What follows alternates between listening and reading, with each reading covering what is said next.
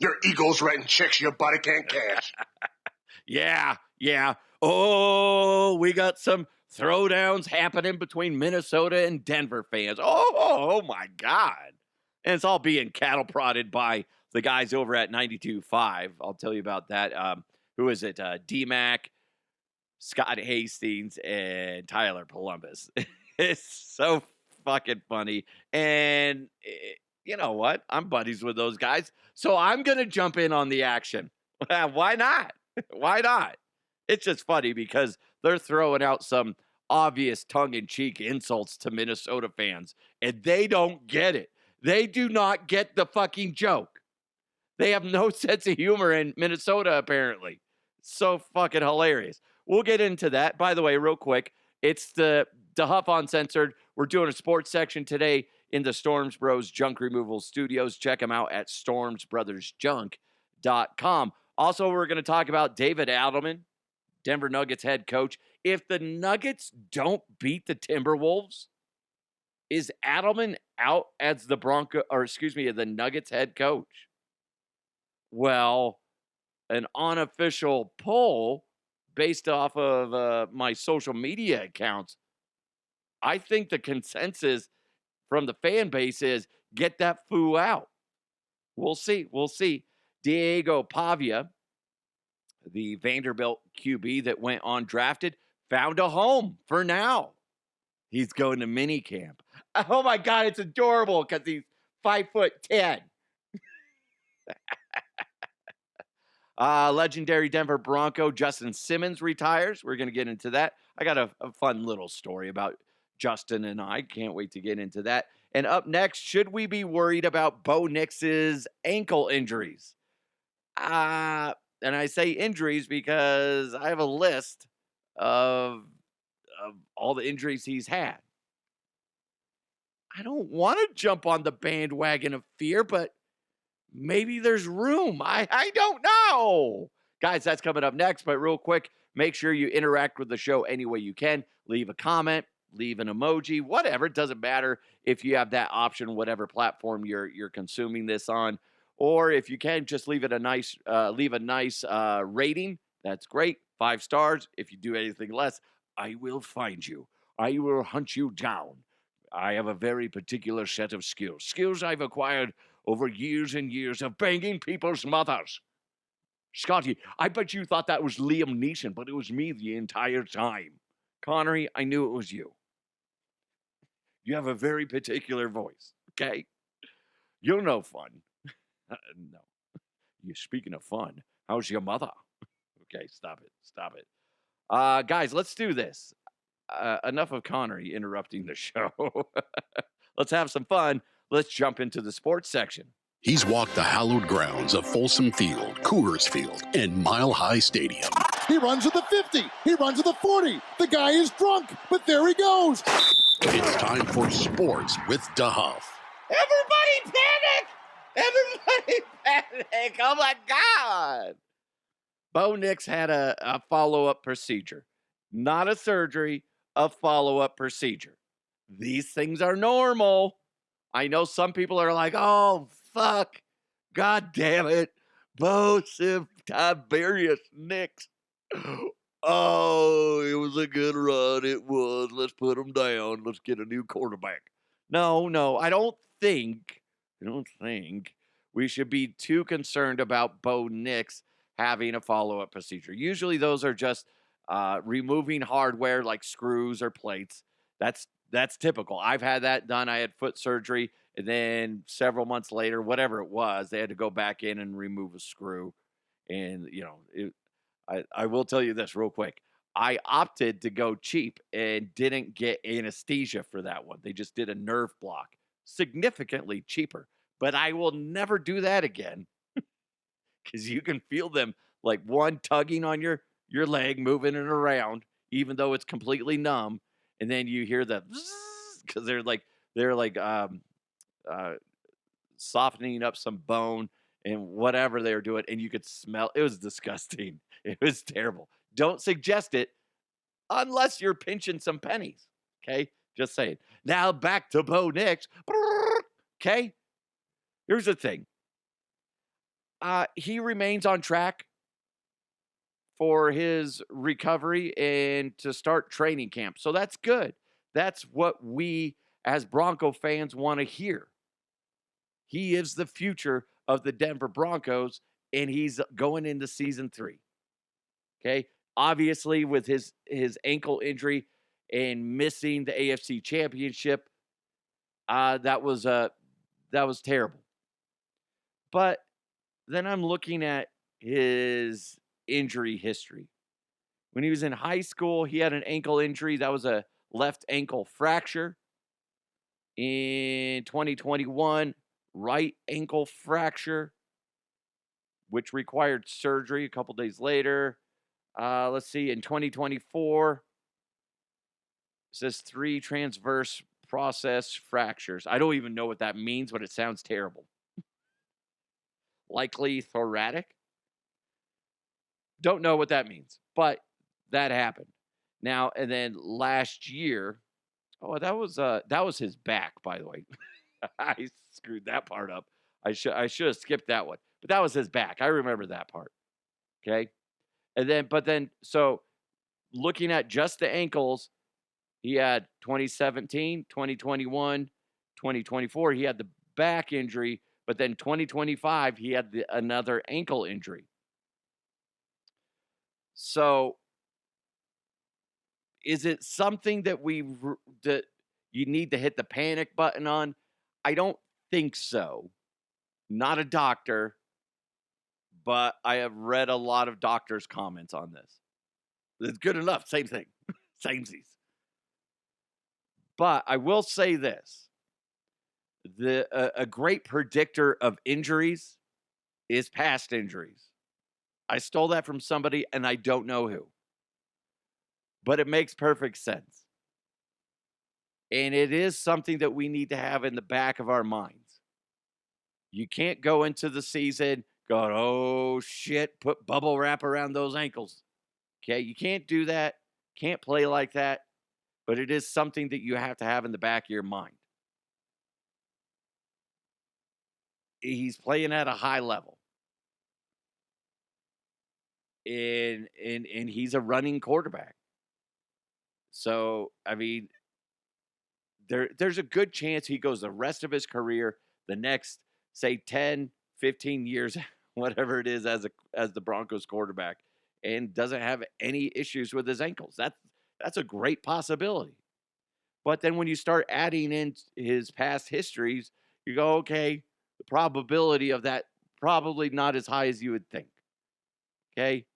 So it's just something to think about, not anything to worry about, if that makes sense. I don't want to be the guy that's just like, oh, fuck, man. Fuck shit. But when you have a slight history of it, that's a flag. That is a red flag. I don't think the Broncos need to sit there and go, well, we need to start, next draft, we're going to, draft a quarterback or anything like that. Hey, let's put all our chips on Stidham. No, we're not doing that. Thank God. You know what I mean? So it's just something to think about. Something to think about. Some people are just prone to, having kind of weak ankles. They'll sprain them a lot or they'll break them often. Apparently my ribs like to get busted. Whether it's Mark Schlereth doing it when he body slams me, or me falling through a ceiling, or me tripping and falling and landing in the street. My same side of my ribs, all different ribs. I've broken 3 different ones. So it's just one of those things. I'm not going to go, although people thought it was funny. Somebody did buy me a bunch of bubble wrap. I think I left that at the radio station when I quit. Like, here's your fucking bubble wrap. It's my parting gift to you. You can't go around just like, oh, I'm going to get injured. He's not going to play that way. He's still going to go balls to the wall. And I guarantee you're not going to notice that he had an injury. to end the season. He's going to go out there guns a-blazing. But again, you gotta put that in your filing cabinet of, okay, something to keep an eye on. Exactly 10 years to the day after the Denver Broncos drafted him, All-Pro safety Justin Simmons is retiring as a Denver Bronco. I like that. He had 8 seasons with the Broncos. And then 1 season with the Falcons, and then 1 season last season he wasn't on a team. And part of the reason why he wasn't on a team was apparently his body was telling him it's just not in the cards. And that's okay. I want to say he's like 31, something like that. He's a young dude. Kids, eventually grandkids, you want to be able to participate with them. I didn't play pro football, and my body hurts like a motherfucker. I got a tear in my left knee. I got a jacked up hip that had to be repaired several years ago, and it still sucks. I got a jacked up left shoulder. I think I have a tear in my right groin. That one really, actually, that's the one. That and my knee are the ones that bug me the most. I don't want to go to the doctor. I just like complaining a lot. It's fun. It's a hobby of mine. It is. But I get it. And I'm not a former professional athlete. Worked with a lot of them. That's it. I got abused by a lot of them.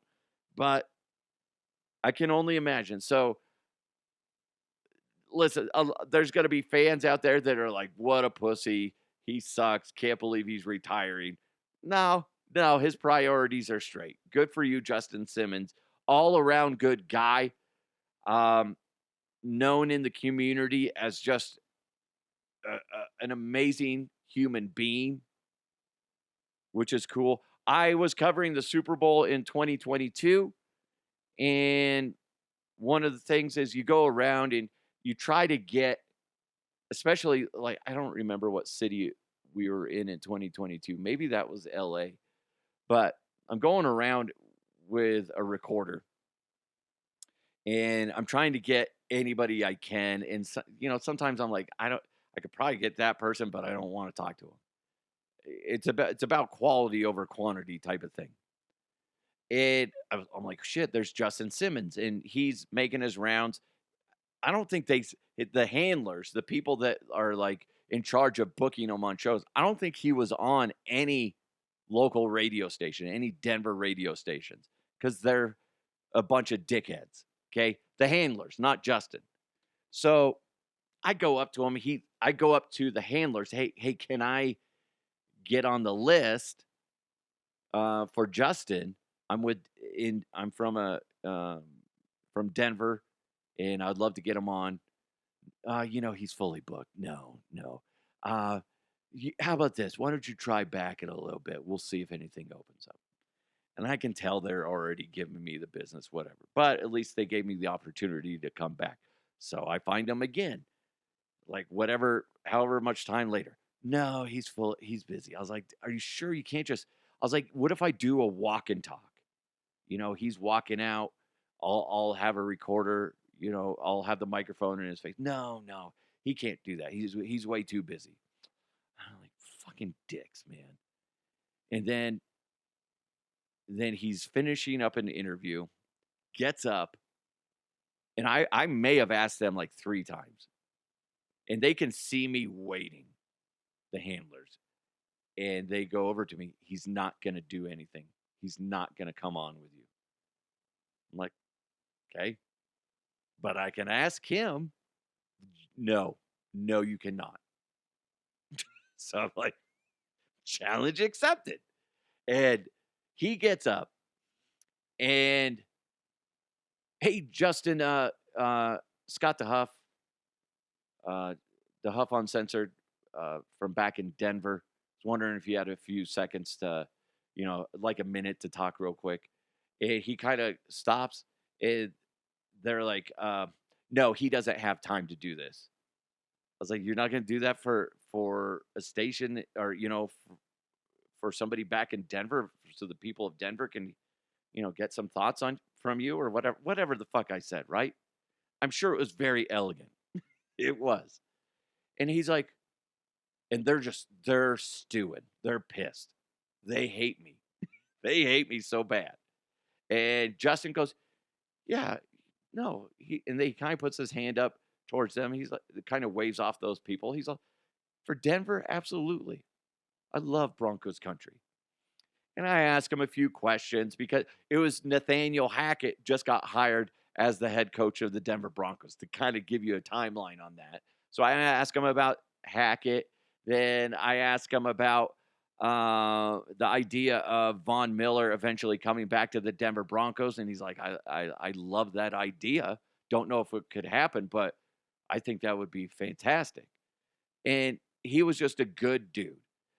When he officially absorbed the idea that it was Denver and he wanted to talk directly to Broncos Country, he's all for it. All for it. And that's something that some guys get and some guys don't. Justin Simmons loves Broncos Country. And I saw that firsthand when the people that were, trying to guide him going to different places, they were steering him away from Denver media outlets. And I squeezed in. It was maybe at the most, I did 1:30 with him. And then he had to pop on with, I think it was Pat McAfee after that. Something like that. But it was really cool to see a guy go, you know what? No, fuck. Essentially, fuck you guys. It's Broncos Country. I gotta talk to my peeps. Now, did I do a fantastic interview? Probably not. But he gave me some good insight. He's a good interview. And actually, he'd be a really good guy to talk to now because he's not attached to a franchise. He is and he isn't. But I thought that always stands out to me, just the way he handled it. And he was a nice guy before, during, and after. Because sometimes guys are, as soon as you're done interviewing them, they're kind of dicks. They won't give you a time of day. Like I saw him later, and he gave me like a quick, hey, what's up? It's not like we went and had drinks or anything, but he's a good dude. Good dude. So the fact that he's retiring a Denver Bronco, I'm happy for that. He's a good human being. And the fact that he's here in Colorado staying just tells you just what a great place this is. So I'm excited for Justin Simmons. Expect to see him in the media a lot. I don't know if he's going to be going the broadcaster route. I'm sure a lot of local radio and TV stations are going to try to get their hands on him. And he has a future in that if he wants it. It's a great time to be Justin Simmons. So that's pretty cool. Speaking of former Denver Broncos Shelby Harris found a new home with the New York Giants. I think that's a great addition for the New York Giants, adding Shelby Harris. Shelby Harris is a great piece to a defensive puzzle. He was always in the mix with things. And I like him.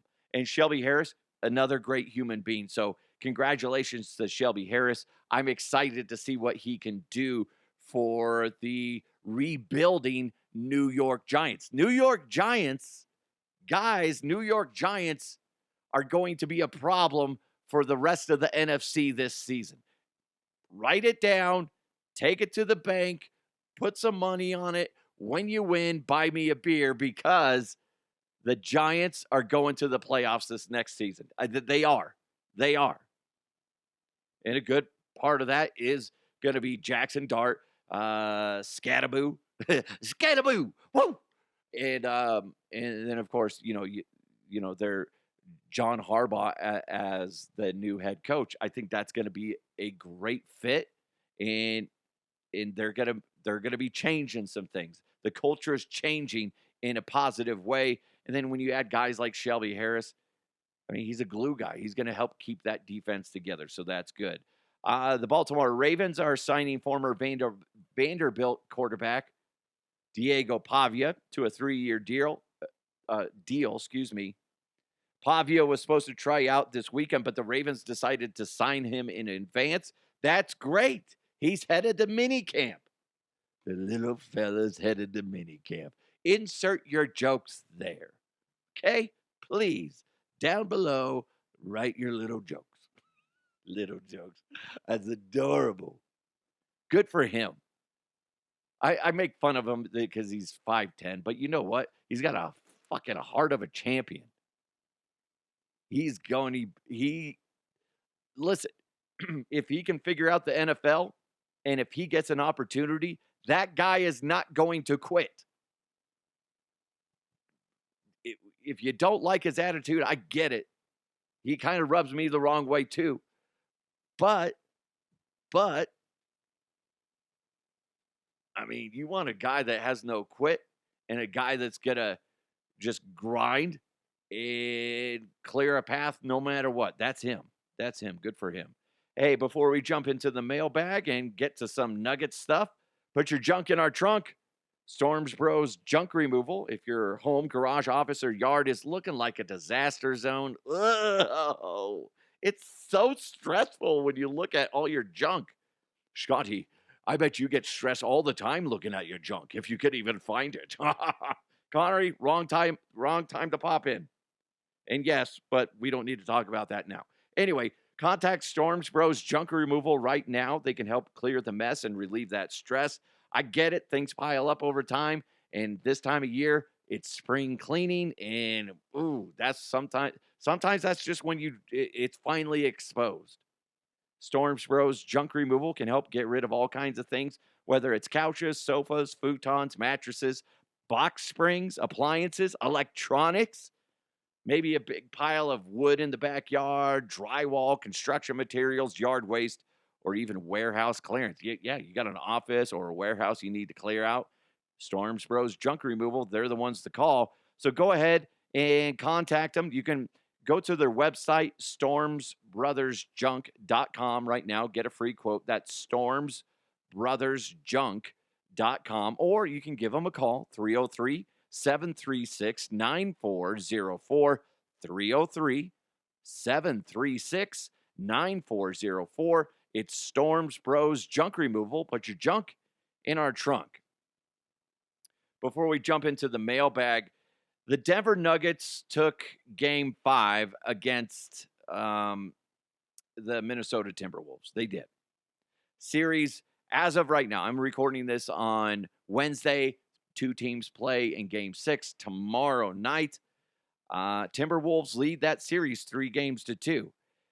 But I blasted them, David Adelman, and just about everybody else was blasting David Adelman for mishandling and not getting control and directing his team and pushing them in the right direction. Charles Barkley, we heard from him the other day on this show, talking about it as well. And David Adelman is getting snippy. I'm going to play a soundbite. I'm not sure who the reporter is, but kudos to them. And I would, if you guys know, let me know who it is, because I want to give them proper credit, because I love their reaction to David Adelman's reaction. I'm going to play the reporter and Adelman's comments. Coach, that's your best offensive showing of this series so far. Offense doesn't matter. Go ahead. Yeah, I've never said that. Did you get the level of physicality you were looking for on offense tonight? It was better in the first 4 games. Woo! Kitty's got claws.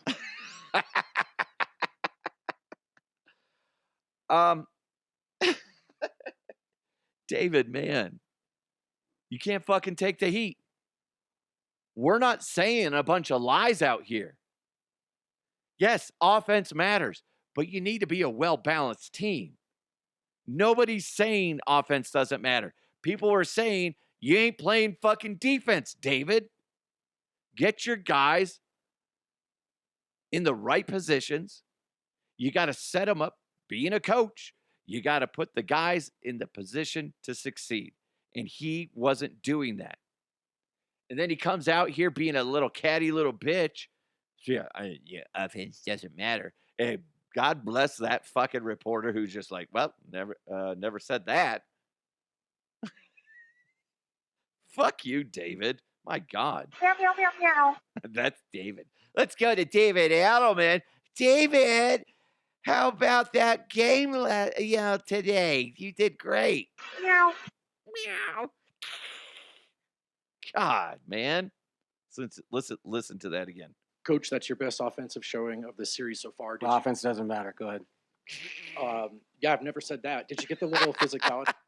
Yeah, never said that. You fucking dick. I'm sorry. David. When you act like that, like a little shit, they got your nose swatted for pooping on the ground. I don't know what analogy I'm using right here. But the thing is, David, we called you out because you needed to be called out. And here's what's funny. It seems like you listened. Because things were much different in Game 5.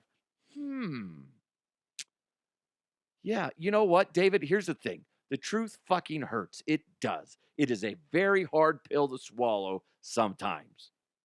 But you got to swallow it, okay? Sometimes you got to spit. God damn, I can never remember the name of that Sean Payton one. He's like, sometimes you got to spit or swallow. Wait, hold on. You know, even though that hurts going down, you can't spit it out. You have to swallow it. That's the truth. Amen, brother. Amen. Right.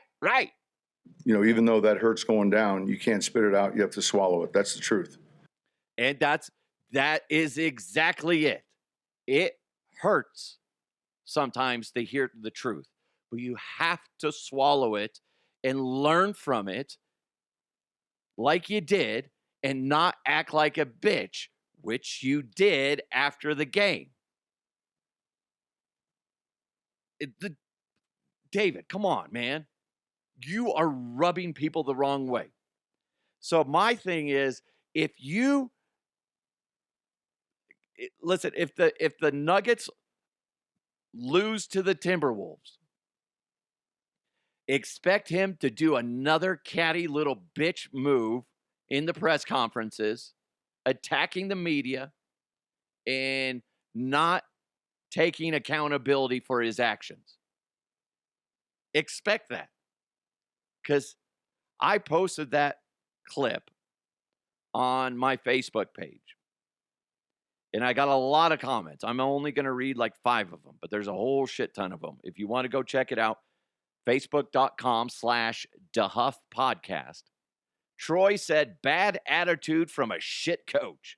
Guess he knows he's fired. He's kind of acting that way.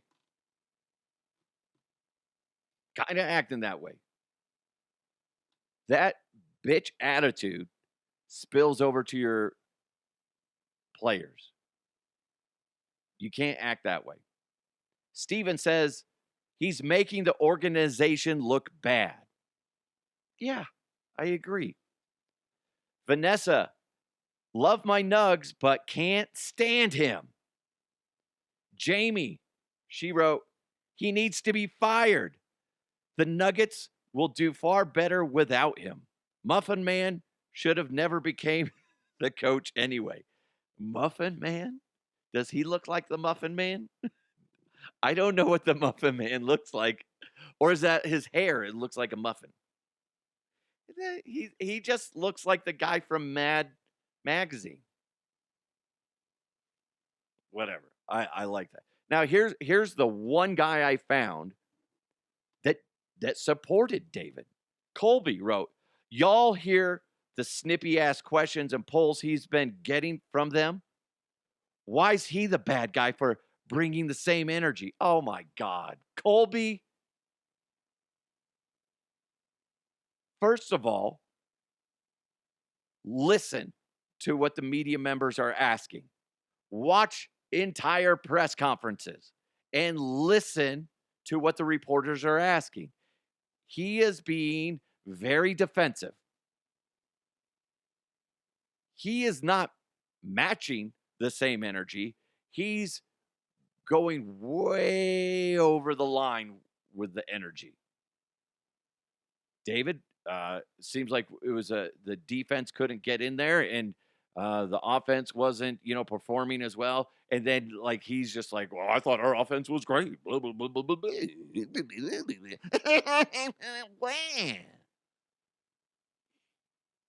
It's not a good look. And he needs to stop acting like that and be a little more professional as a head coach. He is representing not only the franchise, he's representing his players, he's representing the city of Denver and the state of Colorado. So act better, David Adelman, and keep going. Learn from your mistakes. That's all. A good example of if he's going to be acting catty like this, right? A good example is, again, I reference this, and it might annoy you, but me as a Little League baseball coach, you see other coaches, I always project to the players, you be respectful to each other, your opponents, the fans out there, as well as the umpires. Always respect them. Okay? And a good example, there was a game not so long ago where the manager for the other team did not agree with the call by the umpire, and he's out there and he's arguing. And like, I immediately turned around to my boys in the dugout and I said, I don't want to hear a word out of you guys. They're being disrespectful. Do not say a word because they're getting on the bad side of the umpires. Respect the decisions made by the umpire, whether you agree with it or not. Okay? And the coach is just mad and he's just arguing a lot longer than it should. And it happened a couple times. And then you start looking over at the other team's dugout and you see that spills over to the players as well, where they're sitting there complaining about calls or no calls. And it just bleeds over. And they ended up getting, worked over by us. That didn't help them. As a coach, you have to be an example of strength, focus, and professionalism. So that's what I always try to project to the boys. As these are young men, young athletes. Okay, you might disagree with it. I had a kid last night in a game. I thought he was arguing with the umpire, and I was pissed. Come to find out, he was just asking the umpire. He's all, he was clarifying. He's all, so where was the pitch? Am I too far in? Like he was like asking the umpire honest, genuine questions, and the umpire and him were having a very professional conversation about where the strike zone is and the fact that the kid was a little too close to the plate. And I'm like, oh, well, that's fine. But when you throw your bat and you kick dirt, you hit the fence, it's a bad look. And that's what I'm getting from David Adelman. He's a bad loser. I don't mind when you have passion on the court. I don't. But you got to use it in the right way. And David Adelman, I don't. I think he's a little bit in over his head. And if he and the Nuggets lose, especially in Game 5, if they lose to the Timberwolves, it's a fair question to ask, does he make it to next season? Because bring back Michael Malone. Listen, I don't think anybody'd care Be like, hey, buy him out of his contract at North Carolina? Yeah, it'll be fine. Come back, Michael Malone. We love you and we miss you. Okay? At least if he fucking bitches at the media, I think we could all be like, yeah, this is a well thought out dig at us. I don't know. Ugh. Hey, by the way, speaking of whoever wins the Nuggets Timberwolves will meet in the Western Conference semifinals against the Spurs. Spurs moved on, so that's interesting to think about. Let's say somehow the Nuggets win 2 more games and advance. What will it be like to take on the Spurs? I don't know. I don't want to get too far ahead, but I like that. I think that's a very respectful matchup and could go either way. Real quick, let's go ahead and do this. Let's jump into the mailbag. Mailbag. You've got mail. So my guys over at Altitude 92.5 threw down the gauntlet against Minnesota fans. They were jokingly having AI write some insults about Minnesota, and Minnesota fans didn't understand it, and now they're extremely upset because some guy from Minnesota grabbed the video, posted it. I'm not going to play it because, to be honest, it's not that funny, but it's at least them trying to be funny, and I can appreciate that. But here's the thing. I'm not a fan of trash talking. I had a conversation with my son and another player after the game, and they're friends with somebody on the team that they played, and they said so-and-so was trash talking us, essentially all day, saying how that they were going to wipe the floor with us and that they had no chance against us, blah, blah, blah, blah, blah, or, whatever. Saying that our team, the Wolfpack or Waffles, whatever you want to call it, was going to get smashed. I said, just ignore that stuff and do not participate. And let your play do the talking and do not flap your gums. There's a lot of strength. That's a lot more intimidating in my mind as somebody that's played a lot of sports. The guy that's silent and he's just burning you up and down the court, on the field, doesn't matter. They're not flapping their gums. They're just burning you. Man, that hurts. It hurts. Versus the guy that's flapping his gums and just doing okay, if not terrible. Come on, man. Shut your mouth. Do your job. But that being said, I am susceptible to peer pressure. So I decided to jump in on the bandwagon of hate. And I asked ChatGPT to come up with some insults for the Minnesota, bagging on Minnesota fans.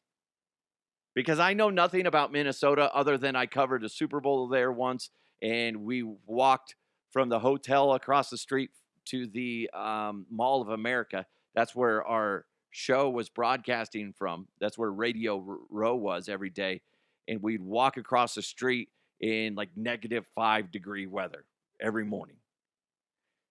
And which by the way, when it gets that cold, it could be -30 and it feels the same. It's just, ugh. That's the only thing I know of Minnesota is that it's cold and people love to go ice fishing, which there's nothing wrong with ice fishing. I've never done it, kind of want to do it. So this is what ChatGPT came up with in regards to Timberwolves fans. Being a Timberwolves fan is basically long-term commitment to maybe next year. Okay. Your biggest franchise highlight is still Kevin Garnett yelling in 2004. Timberwolves fans treat making the playoffs like other teams treat winning championships. That's fucked up. You've had more rebuilds than actual successful seasons. Your team history is just a documentary about wasting talent. That's awesome. Now, Minnesota Wild fans, courtesy of ChatGPT. The Minnesota Wild are kings of pretty good, never great. Pretty good, never great. Wild fans celebrate first-round exits like it's a deep playoff run. Now, keep in mind, the Wild haven't beat the Stars. They are leading the series 3-2. Your team plays most aggressively average hockey in the league. That's so stupid. Every season is the same. Solid regular season, immediate playoff disappointment. Calling the Wild dangerous is like calling plain oatmeal spicy. Minnesota Wild. Now that's some spicy oatmeal.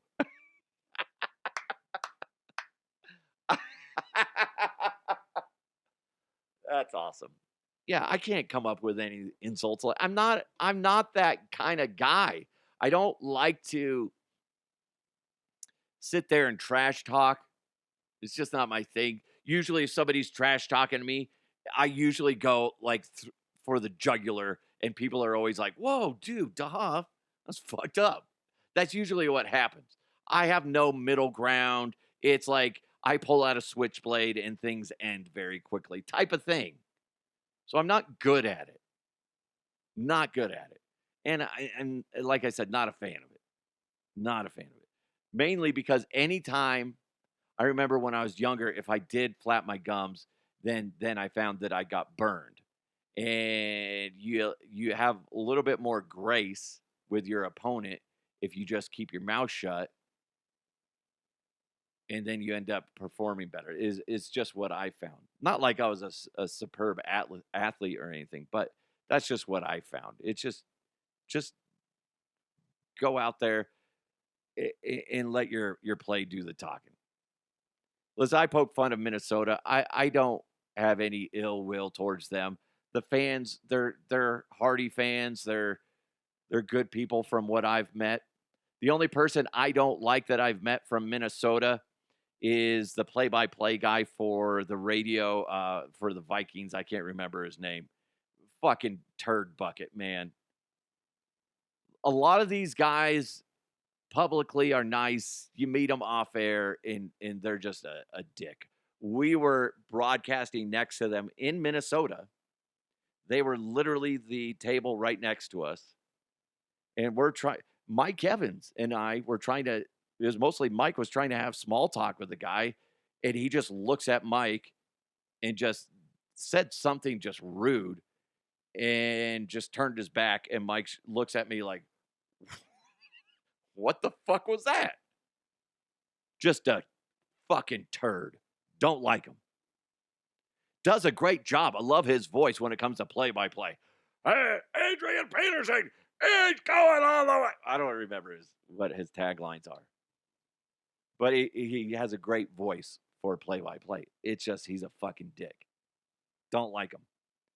But that's a lot of people in the spotlight. And it's never the people that you would think. You would think the people that are super huge would be major assholes, but it's usually the guys that are kind of in that bracket, that level, that are the biggest assholes. I've been chewed out more by writers, by fellas that are, they every now and then will make appearances, like say on ESPN or whatever. Get ripped by them more than if you talk to, say, a Stephen A. Smith, if you talk to a Mike Greenberg or a Mike Golick or anybody like that. Those guys are super fucking nice. It's the middle of the pack guys that you have to worry about that are just assholes. It's really frustrating. It's so. I told you guys that Jim Nantz yelled at me once, right? Did I tell you that story? I'll tell that real quick. So he had called the game prior for the Broncos. And the next morning, Evans and I think it was Schlereth, I don't remember for sure. They said, "Hey, can you call Jim Nantz and try to get him on?" I'm like, "Sure, I'll wait," because he's certain. I just wanted to make sure he was asleep, whatever it was. So I waited till like say 7:30 our time, and I believe he lived in the East Coast. I don't know, whatever it was. So I text, he doesn't answer. So I'm like, the guys are like, just call him. So I call him. And keep in mind, my thought process is, if you want to sleep in, turn off your fucking phone. So I call and he answers. And I was like, hey, Jim, sorry if I don't know, I may have apologized for calling early or whatever. I said, hey, I produce, say, Schlereth and Evans, whatever it was. I was wondering if we could get you on this morning real quick to talk about the game last night. And he's all, why the fuck are you calling me this early? Listen, this is, hello, friends. It's that guy, right? Hello, friends. This is Jim Nantz talking about the Masters. That's way too much energy for him, right? He's just this low-key nice guy.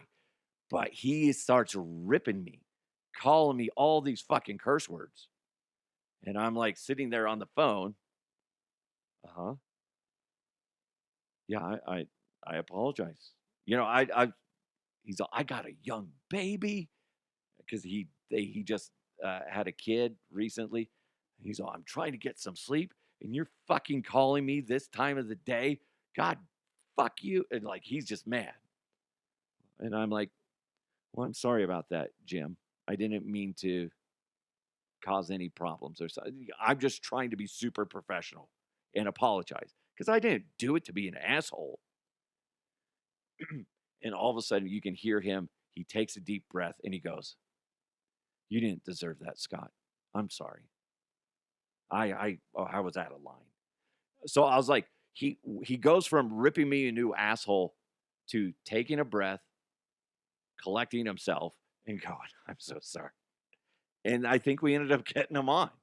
Now, I've told you the story about, so I have no problem with the way Jim Nantz did it. He was upset, then he apologized. That's fine. That's a human response. Rich Eisen, Ryan Edwards, who is now a host on 850 KOA, was coming up the ranks and he wanted to learn how to produce. He's all, Scott, can I call Rich Eisen and see if we can book him for tomorrow's show or whatever? Absolutely. Here's his phone number. I have a lot of phone numbers in my contacts from years and years of producing. So I give him the phone number. Ryan calls him, and we're in a room that is basically silent. And, hey, Rich, it's Ryan Edwards from 104.3 The Fan, looking to get you on and blah, blah, blah, blah tomorrow, whatever, whoever the show was. He's all, how the fuck did you get this phone number? You fucking piece of shit. And I look at Ryan, and he goes like from white to bright red. And all I can hear is Rich calling him horrible, horrible things for about 60 seconds. Just a complete asshole, ripping him limb from limb. Lose this fucking number, you piece of shit. I don't know. Any combination of curse words, assume that they were thrown out at Ryan. And poor Ryan is just sitting there taking it. And I'm laughing my ass off.